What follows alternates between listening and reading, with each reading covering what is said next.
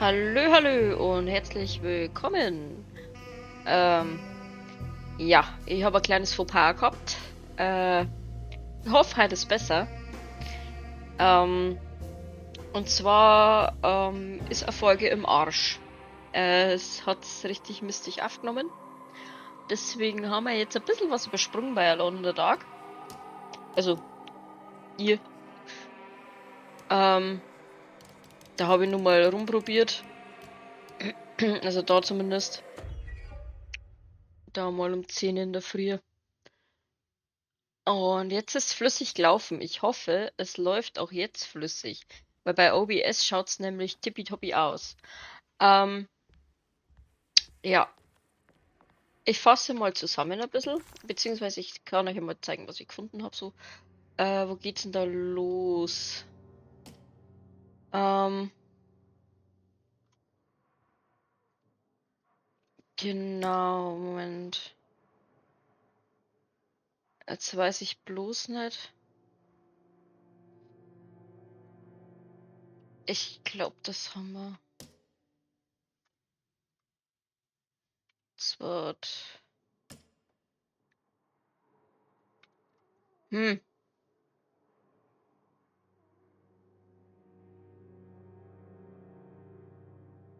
der Vertrag des Schattenlands.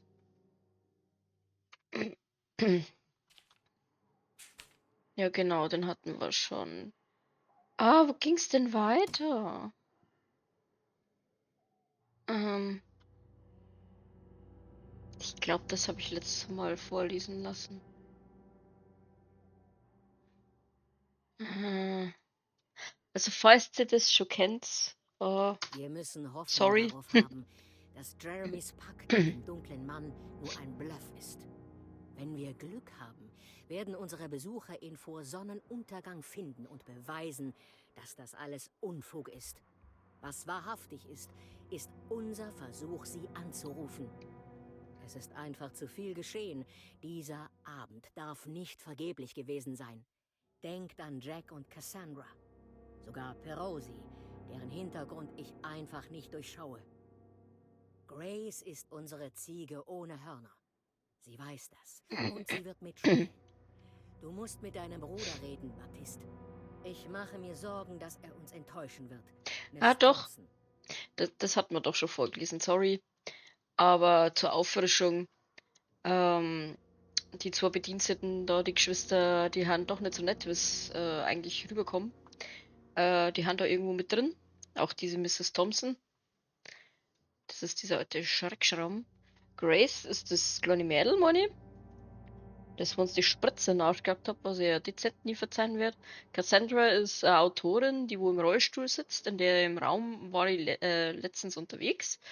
Ähm, habe ein bisschen Graffel gefunden und ja, bin da aber noch nicht so wirklich weitergekommen, aber wir können, denke ich mal, sowieso nochmal an der im Raum vorbei, da kann man schnell reinschauen. Ähm, dann haben wir den Brief noch, glaube ich, gefunden. Detective Carnby, es tut mir unendlich leid, dass meine Nichte Sie in diesen Schlamassel mit hineingezogen hat. Bitte, bringen Sie sie mit all meinem Segen weg von diesem verfluchten Ort. Ich habe den Verschlinger der Welten vernichtet und auf dem Dachboden eingeschlossen und habe mich in ein Versteck zurückgezogen. Sagen Sie, Emily, ich wäre in Sicherheit. Erzählen Sie ihr alle Lügen, die Ihnen einfallen, um sie zu überzeugen. Bringen Sie sie zurück nach New Orleans. Jeremy. Ja, genau, Detective Carnby, das ist der andere, den man spielen könnte. Ähm, mh, Bruder, du musst mir vertrauen. Dies ist der wichtigste Moment in der Geschichte unserer Familie. Ich weiß, dass du deine Zweifel hast und dass die furchtbare Mama Loa dir Lügen erzählt hat. Ich würde dich nie verraten. Ich verspreche es. Lottie. ja, die Mama Loa Money ist auch zur Voodoo-Geist oder ich weiß es gar nicht. Die haben immer so Mama-Papa-Namen. Zum Beispiel Papa Legba wird oft angebetet im Voodoo und so, das weiß jetzt ich, aber ich denke mal Mama Loa klingt da irgendwie so, oder? Ähm, ja, das ist auf alle Fälle ein Brief von der Bediensteten an ihren Bruder, wo wir gerade schon drüber geredet haben. Dann, ähm, Manchmal glaube ich, dass dieser Ort dafür sorgt, dass es mir schlechter geht. Dass der Shadow zu meinem Grab werden wird. Ein Sarg gemacht aus angeberischer Architektur. Ein Taj Mahal für die Betrunkenen und Deprimierten. Der Shadow hat etwas an sich. Genau wie Dr. Gray. Als würden wir alle nur vorgeben, hier zu sein, damit es uns besser geht. Aber in Wirklichkeit sind wir hier, um vergessen zu werden. ja, wie gesagt, ich weiß halt jetzt auch nicht. Mir kommt natürlich alles bekannt vor, weil ich habe es ja das letzte Mal erfolgreich gelesen. Ähm, geht eigentlich? Geht da hier noch was? Ich hoff's. Weil sonst, glaube ich, kriege ich echt die Motten.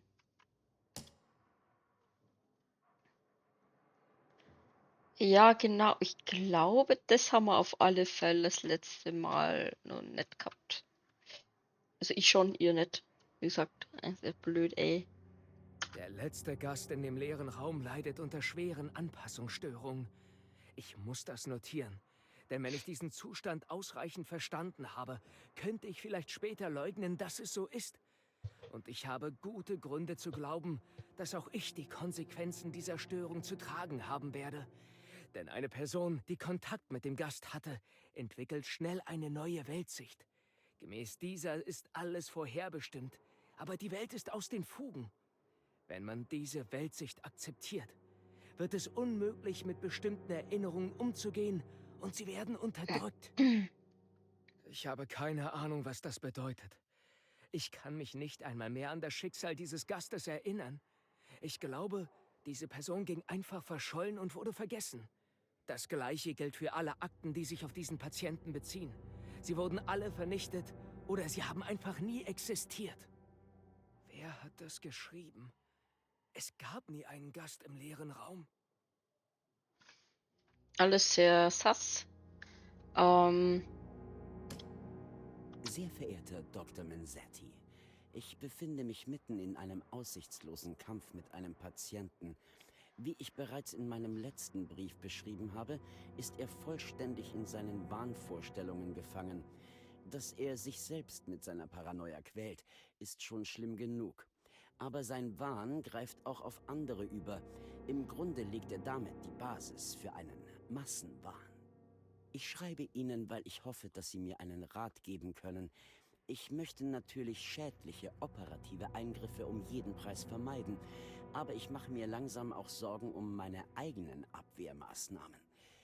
Die Worte meines Patienten sind verrückt, aber sie bringen auch etwas Urtümliches in mir zum Klingen. Ich habe versucht, sein Gehirn mit Röntgenstrahlung zu fotografieren. Es war überraschend schwierig, gute Ergebnisse zu erhalten. Dunkle Flecken auf den Platten verdeckten die Details. Mein Patient schaute sich die fehlerhaften Platten an und schrie dann panisch auf. Er sagte, die dunklen Bereiche wären der Schatten des Wurms, der ihn von innen auffresse. Ich konnte nichts Ungewöhnliches erkennen. Ich hoffe, das ist ein Zeichen, dass mein Geist nicht so anfällig für den Wahnsinn ist, wie ich es befürchtet hatte. Auf weitere Nachfragen beschrieb mein Patient den Schatten in seinem Geist als eine Art chtonische Monstrosität, die sein Allerheiligstes unterwandern will. Das bezieht sich eindeutig auf einen Ort, den er Taroeia nennt, eine Art Bibliothek oder Kloster, das ihm als psychologischer Zufluchtsort dient. Dieser imaginäre, sichere Hafen wird jetzt von diesem Chtonier bedroht und daher hat er sich einen anderen, weniger angenehmen Unterschlupf ausgedacht. In letzter Zeit bemüht er immer wieder die Metapher des Dampfschiffes, das auf Grund gelaufen ist. Er meint, er verspürt den Drang, die Motoren zu starten und umzukehren. Aber er fürchtet, dass das Schiff wegen eines Lecks sinken würde. In der letzten Woche habe ich ihn dabei beobachtet, wie er diese Metapher in die Realität überträgt. Er weiß, dass das fiktiv ist, aber dennoch weicht er nicht davon ab. Er versucht, eine echte Erinnerung zu erzeugen. Ich bin mir sicher, dass dies meine Chance ist, die Mauern seiner Selbsttäuschung zu durchbrechen. Gut, ja, das fasst im Endeffekt ja, das, was ich da getrieben habe, zusammen. Ähm, und zwar war ich dann unten in so einem Keller, hat ein bisschen ausgeschaut, ja, als wäre man irgendwo im Phasmo auf irgendeiner Map unterwegs, in so einem Asylum oder so, in so einem Krankenhaus. Ähm, war da ein wenig ein Fiebertraum, war da ein bisschen horrorartig. Ich hab halt irgendwie Hallus gekriegt vor lauter Leichen und Foltern und Lobotomie und Leck mir am Arsch und keine Ahnung. Hab mich auch gar nicht angeschissen da unten. Äh, Moment, mein Handy leidet. Entschuldigung, ich mach mal kurz Pause. Bin, bin ich wieder da? Ja. Ähm, genau. Das haben wir getrieben da unten. Wir haben die Röntgenaufnahmen gesehen. Ähm, schaut tatsächlich aus wie, ja, also entweder hat er einen Mini-Cthulhu in der Birne oder irgendwas ähnliches, keine Ahnung. Wir haben dann also so eine Statuette gefunden, ähm, wo auch irgendwie so Mini-Cthulhu da, also es war nicht, ich fand's nicht wurmartig, ich fand's tentakelig, aber vielleicht ist es auch ein Tentakelwurm, ich weiß es nicht. Auf alle Fälle habe ich da im einsamen Rätsel so eine Statuette zusammensetzen müssen, kann ich jetzt natürlich nicht mehr sagen. Jedenfalls, er ist der festen Überzeugung, er hat einen Hirnwurm, so wie in Baldur's Gate, da kriegt man ja auch so schwarze Flecken und so, ich weiß nicht, vielleicht kennt's der ein oder andere. Ähm, mal gucken, jedenfalls, mh, ja, ist es halt irgend sowas Übernatürliches oder Interdimensionales, keine Ahnung. Und dann waren wir wieder in der anderen Welt, in der anderen Dimension. Und da war dann dieses abgefuckte Dampfschiff. Das mussten wir dann aber zum Laufen bringen. Und ja, dann hat es uns wieder zurückgeschleudert, beziehungsweise dann hat es uns aus dieser Erinnerung geschleudert. Dann waren wir im, äh, na, im Behandlungszimmer vom Dr. Gray. Da ist dann gerade mein Onkel gelegen und so und hat auch irgendwie einen Scheiß gelabert. Ich kann mich ehrlich gesagt schon gar nicht mehr dran erinnern. Naja, und das war's dann. Dann hat's mich endgültig wieder rausgeschleudert. Dann bin ich ein bisschen rumgeirrt. Aber jetzt über den ganzen Sums da, so mit leerer Raum. Weil mein Ziel ist es ja, in den leeren Raum zu kommen. Ich bin die ganze Zeit rumgeirrt. Vielleicht sollte ich einfach zu dem leeren Raum mal wieder hingehen. Das ist vielleicht die Idee, aber das habe ich echt nicht mehr auf dem Schirm gehabt. Ich bin damit fertig, die Besitztümer von Miss Borgard zusammenzuräumen. Ich überlasse es jetzt Ihnen, Ihren Agenten zu kontaktieren, damit er Sie abholt. Ich habe eines von Graces Bildern gefunden, das sie vielleicht zurückhaben will. Und diesen Schlüssel, der in Ihrem Zimmer lag. Ich glaube, danach haben Sie gesucht, Miss Thompson. Ja. Da haben wir halt, ja, wie gesagt, das einen Schlüssel gekriegt und Miss Burgard ist die Cassandra, die Autorin im Rollstuhl. Das Cassell haben wir hat das noch Zoetrop gefunden. als eine Handübung in Animation gebaut. Er war sehr an bewegten Bildern interessiert und bestellte sogar eine Aeroskopkamera für die Kolonie. Ich bin schon sehr gespannt, welche Art von Phantasmagorie er erschaffen wird. Fürs Erste unterhält mich sein Zoetrop auf das Beste. Das aber nicht wegen des kleinen Mannes, der seinen Kopf weitergibt, auch wenn der lustig ist, sondern wegen dem Zauber, den das flackernde Licht beim Drehen erzeugt. Ich schwöre, es versetzt mich auf eine tiefgehende Art und Weise zurück in meine Kindheit. Genau, das haben wir nur erwischt. Ja, jetzt haben wir es eh bald. Das müssen wir irgendwo nur einsetzen. Ich habe nur keine Ahnung, wo. Es ist auf alle Fälle der Schlüssel.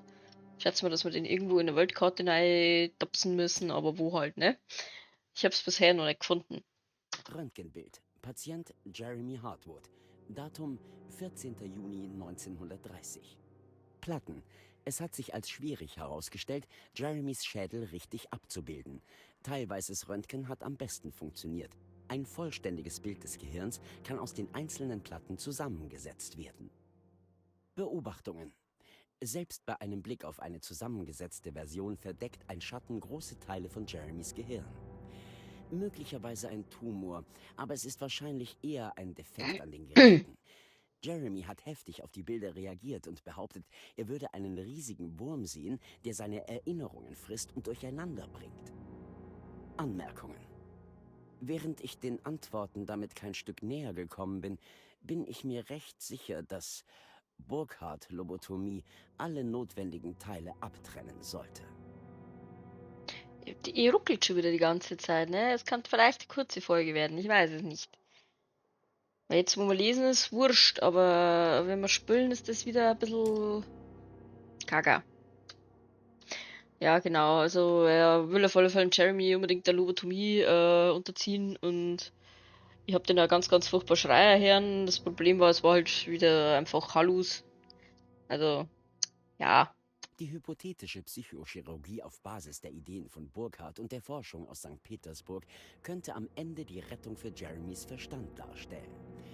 Ein Durchtrennen der Verbindungen rings um den Frontallappen könnte zumindest die meisten geistigen Leiden beseitigen.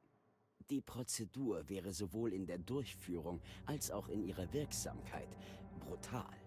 Ein Eispickel, der am Auge entlang und in den Schädel eingeführt würde, würde die Nerven lösen wie Alexander, der den gordischen Knoten zertrennt. Da dies Jeremy recht sicher in einen veränderten Zustand zurücklassen würde, sollten zunächst alle anderen Möglichkeiten ausgelotet werden.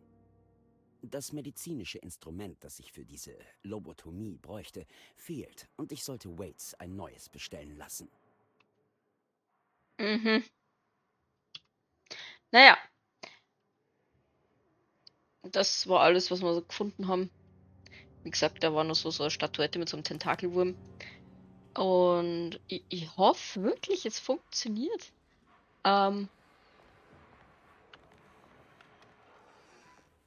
Ich glaube, ich werde es heute auf 2 Folgen aufteilen. Ich laufe jetzt einmal zu diesem Raum, wo ich hin wollte. Ja, genau, der leere Raum. Ja, da hätte man eigentlich ja draufkommen können. Weil da war der Schattenmann, hat die Tür aufgerissen davon und hat rausgewunken.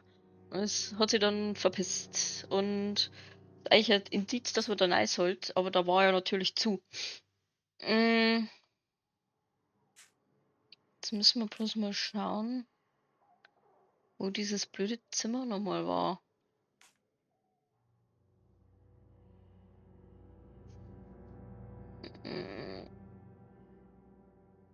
Peroses Zimmer?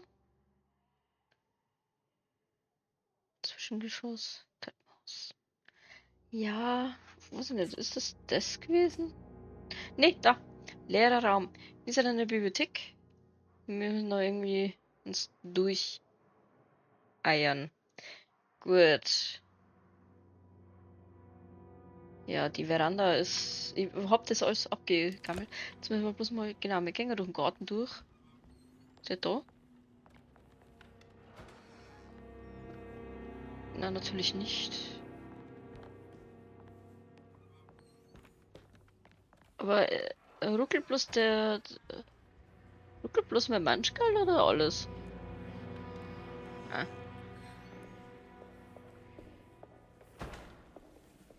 Naja. Über mein Manschgal als alles, ne?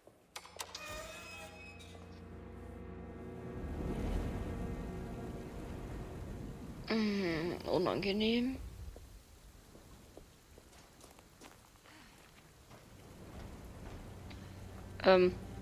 Frage, ist das eigentlich Blut? Das ist mir noch gar nicht aufgefallen. Oh nee, ey. Oh, das finde ich nicht gut. Sag ich gleich, wie es ist. Okay.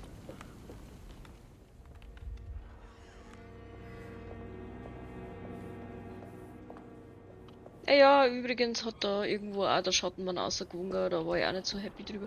Ja, genau, da bin ich. Ich glaube, da reingegangen. Und ist das das, wo ich hin muss? Ja, genau, da ist er dann hinter da aus der Tür rausgekommen, wo vorher verschlossen war und das war gar nicht geil, das sage ich. Also, genau, das ist das Zimmer, aber das ist gar nicht Cassandras Zimmer, das war Jeremys Zimmer, genau, da waren wir. Da bin ich reingelandet. Beim Cassandras Zimmer haben wir auch noch was gefunden. Naja, aber jetzt ist hier nichts mehr natürlich. Also den Raum habe ich freigeschaltet gehabt, den habe ich erkundet. Dann unangenehm.